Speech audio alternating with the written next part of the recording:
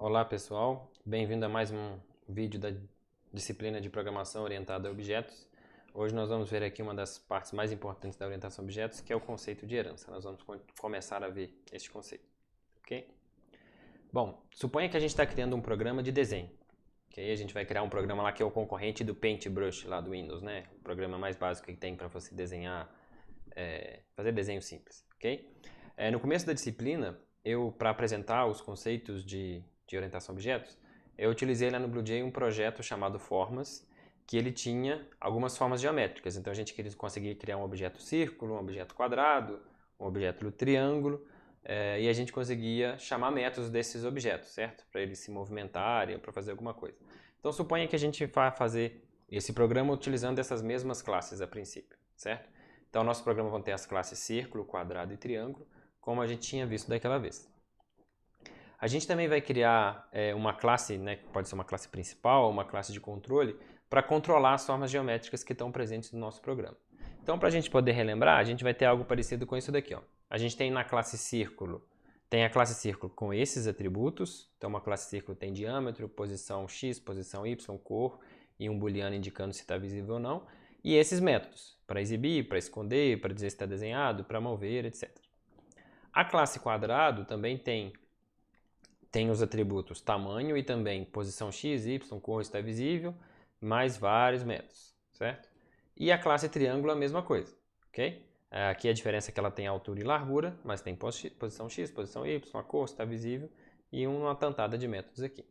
E por fim, a classe de controle, que é para a gente guardar, né, e controlar os objetos que estão criados. Então eu vou ter uma lista, um vetor de círculos, uma lista de quadrados, uma lista de triângulos e métodos de inserção e remoção. Então eu tenho um método para inserir círculo, para remover círculo, inserir quadrado e remover quadrado, inserir triângulo e remover triângulo.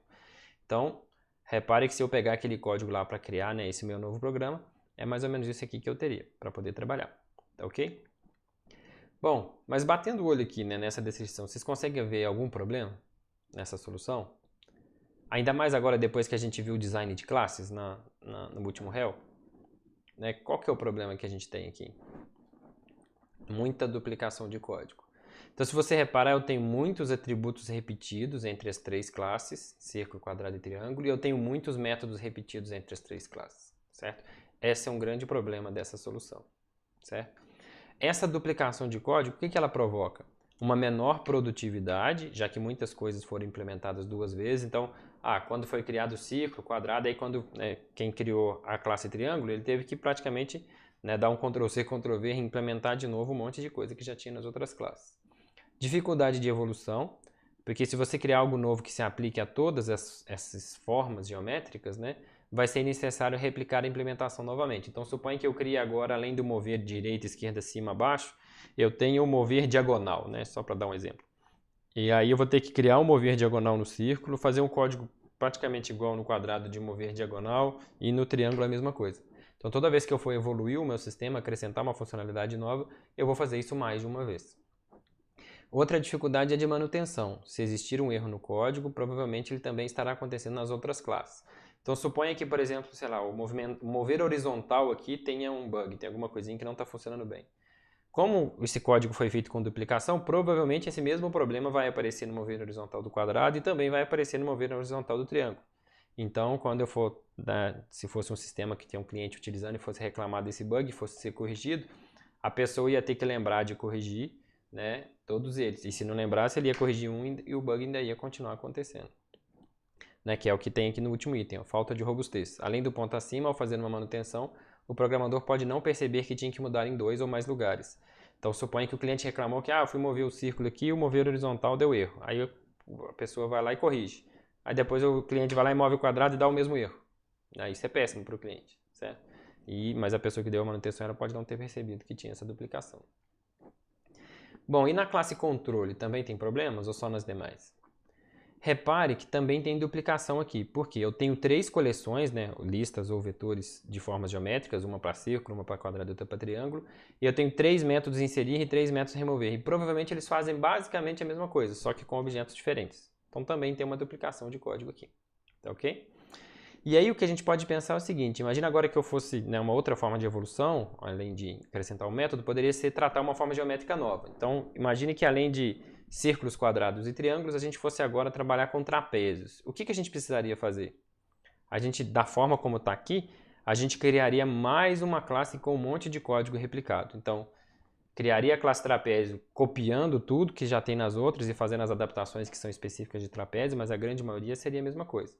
E também teria mais replicação na classe de controle, porque eu vou ter uma outra lista, mais um método inserir, mais um método remover. Então repare que essa forma de fazer aqui gera muito retrabalho e gera muita dificuldade para evolução e para manutenção. E quanto mais classes similares a gente adicionar, pior fica, certo? Eu falei de trapézio, mas imagine que tenha mais uma, mais outra, vai só aumentando o problema. Como que a gente pode resolver isso? Aí alguém pode vir com a ideia maluca de pensar assim, não, eu vou resolver por composição. A gente bota um círculo como atributo do quadrado. Né? Então imagine o seguinte, para evitar replicação, eu criei primeiro a classe círculo com todo o código. Aí eu vou lá, crio uma classe quadrado e dentro dessa classe quadrado tem um atributo círculo. E aí todo método que eu chamar do quadrado não tem nenhum código ali, ele só chama o método lá da classe círculo, fazendo a adaptação que for necessária. Mas isso faz sentido? Né? Isso funciona? Né?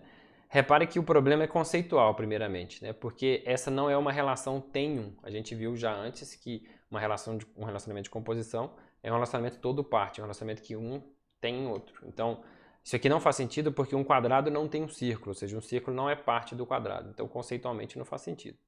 E sobre funcionar, eu posso até fazer um código de forma que isso funcione, né? Mas até tem uma brincadeira aqui, ó, se for para você viajar para a Rússia, se você for a pé, funciona. Mas né, não é um funcionário ideal, certo? Ele vai trazer muita dor de cabeça. Né? É extremamente confuso fazer uma coisa dessa. Então, não é isso que a gente faz. Como que a gente faz para resolver isso, então? Repara o seguinte. Vamos dar uma olhada aqui e vamos destacar, primeiramente, nos atributos, quais são comuns às três classes. Quase todos eles. Ó. Então, pós-x, pós-y, cor e está visível, eles aparecem nas três classes. E o que tem diferente é o que define né, a própria forma, né, o tamanho. Então, no círculo tem diâmetro, o quadrado tem o tamanho do lado e o triângulo tem a altura e largura, certo? Bom, mas imagina o seguinte, se a gente criasse uma nova classe e a gente levasse para essa nova classe todos os atributos comuns. Então, repare que eu vou criar aqui então uma classe chamada forma geométrica e eu vou criar nela, eu vou passar para ela esses atributos, posição x, posição y, cor e está visível, ou seja, os atributos que são os mesmos em todas as classes. E imagine agora que a gente tivesse como dizer para o compilador assim, olha, eu vou criar uma classe círculo aqui, essa classe círculo ela é uma forma geométrica dessa aqui, mas com os detalhezinhos a mais. É exatamente isso que a herança permite, certo? E é uma das principais ferramentas da orientação a objetos. Então, a herança ela nos permite criar uma classe que ela herde coisas de uma outra classe. Então a classe círculo agora ela não vai ter implementada no código dela esses atributos comuns. Ela vai ter só o atributo diâmetro. Mas ela vai herdar os atributos pós-x, pós-y, cor e está visível da classe forma geométrica. Então um objeto círculo ele vai continuar tendo diâmetro, posição x, posição y, cor e está visível. Mas em termos de código, esse código aqui, né, desses atributos vão estar na classe forma geométrica e na classe de círculo a gente vai ter só o diâmetro. Da mesma forma o quadrado. Quando eu criar o quadrado, eu vou assim, ó, compilador, o quadrado ele é uma forma geométrica dessa aqui, só que tem uma coisinha a mais que é o tamanho. E o triângulo é a mesma forma. O triângulo vai ser implementado assim, ó compilador, o triângulo é uma forma geométrica dessa aqui, só que tem umas coisinhas a mais que são altura e largura. Então repare que os objetos, círculo, quadrado e triângulo, continuam tendo os mesmos atributos, mas em termos de código, parte dos atributos dele está na classe que eles herdam e a outra parte está na própria classe. A gente vai ver isso né, em mais detalhes para isso ficar mais claro. Okay? Então, quando a gente utiliza o conceito de herança, a gente diz que a classe círculo, por exemplo, herda da classe forma geométrica. Ela está herdando os atributos da classe forma geométrica. Ou a gente também pode dizer que a classe círculo estende a forma geométrica. Repare que forma geométrica tem um conjunto de atributos. Quando o círculo herda da forma geométrica e acrescenta o diâmetro, eu estou estendendo a classe, certo? Então, a classe forma geométrica é como se ela estivesse ficando maior, ela tem mais coisas agora, né? Quando eu crio a classe círculo. Então, eu posso dizer que a classe círculo herda de forma geométrica ou que ela estende a classe forma geométrica. Da mesma forma, quadrado e triângulo também herdam da classe forma geométrica, ok? Então as nossas classes, na verdade, ficariam assim. Então é o que eu acabei de dizer lá, só que de maneira mais clara aqui, né? Eu tenho a classe forma geométrica com os 4 atributos, e aí eu tenho a classe círculo com uma indicação de que ela herda de forma geométrica e com o seu atributo específico. A classe quadrado com a indicação de que ela herda de forma geométrica com seu atributo específico. E a mesma coisa o triângulo, tá certo? Então os atributos que são comuns a todas as formas ficam na classe forma geométrica, e cada classe que representa uma forma geométrica específica agora herda de forma geométrica e acrescenta os atributos que são, né, específicos do seu caso. Bom, repare que apesar dos atributos pós-x, pós-y, cor e está visível não estarem descritos na classe círculo, quadrado e triângulo, eles são atributos dessas classes através da herança, certo? Então é como eu disse, quando eu criar um objeto da classe círculo, o objeto vai ter esses 4 atributos. Porque apesar dele não estar escrito ali no código da classe, ele também pertence àquela classe através da herança. A gente ainda vai ver mais detalhes sobre isso, mas por hora, né, já perceba o seguinte, se eu quiser criar agora uma classe trapézio, já ficou bem mais fácil. Né? Antes dessa solução, para criar um trapézio, eu teria que criar uma classe com todos aqueles atributos, com todos os métodos, né, replicados. Agora, se eu for criar uma classe trapézio, eu posso criar uma classe trapézio que herda de forma geométrica e eu só preciso implementar na classe trapézio aqueles atributos que são diferentes. Os atributos pós-x, pós-y, cor está visível, eu não preciso implementar. Então ficou mais rápido agora, a gente reduziu a duplicação de código, a gente já está melhorando o nosso sistema, certo? Bom, além dos atributos, a herança também tem a ver com os métodos, certo? Repare que no caso dos métodos aqui a situação é até mais crítica, olha a quantidade de métodos que são comuns. Então todos esses métodos aqui que estão em vermelho, eles têm exatamente o mesmo código, se vocês abrirem as classes lá do projeto Formas. Só que os métodos mudar diâmetro e mudar tamanho que são diferentes, certo? Então, da mesma forma que a gente fez para os atributos, a gente pode pegar esses métodos que estão em vermelhos e levar para a classe forma geométrica, tá certo? Do jeito que está sendo mostrado aqui, ó. Então, lá na classe forma geométrica eu coloco os métodos, e aí as nossas classes já herdam, né, de forma geométrica, do jeito que a gente tinha feito antes, e quando a gente fala isso, elas herdam não só os atributos, como os métodos. Então, agora as classes só precisam implementar os métodos que são específicos de cada classe, certo? Então, a classe círculo, eu implemento mudar diâmetro. Mas se eu criar um objeto círculo, eu vou continuar podendo chamar os métodos exibir, esconder, está desenhado. Porque esses métodos pertencem a essa classe através da herança. Tá certo? Então ficou muito mais fácil agora criar uma classe trapézio, por exemplo. Então se eu quiser, no começo, criar uma classe trapézio era um Ctrl+C, Ctrl+V gigante. Agora criar a classe trapézio é falar que herda de forma geométrica, onde está a maior parte do código, e só implementar os atributos e os métodos que são específicos da classe trapézio. Ok? E, então, com isso, a gente pode criar várias classes novas com bem menos trabalho agora.